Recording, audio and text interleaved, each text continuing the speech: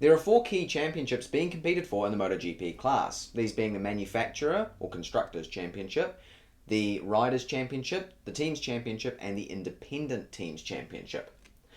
Of course, as with all motorsports, we all kind of watch for the excitement of the Riders Championship, where the best rider is crowned the world champion.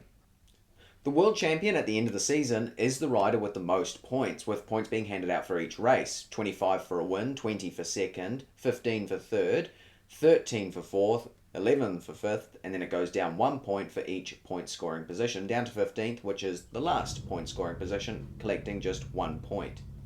As I stated in the introduction video before this, there have been 4 different champions in MotoGP in the last 4 years on 4 different machines, with 2019 being given to Marc Marquez, 2020 to Joan Mir, who was riding on the Suzuki.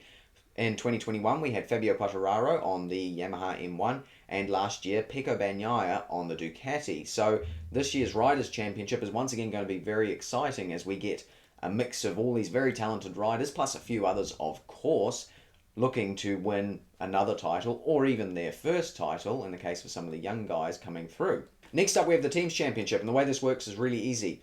The 2 riders that ride for each team have their total points for each weekend summed together, and that makes up the team's points collection for that weekend, with the team at the end of the year with the most points getting the victory in the Teams Championship.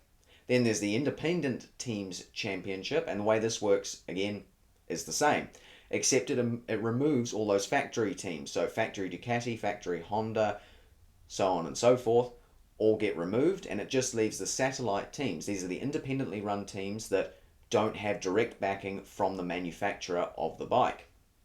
Finally, we have the Manufacturers Championship, and this one's quite complicated.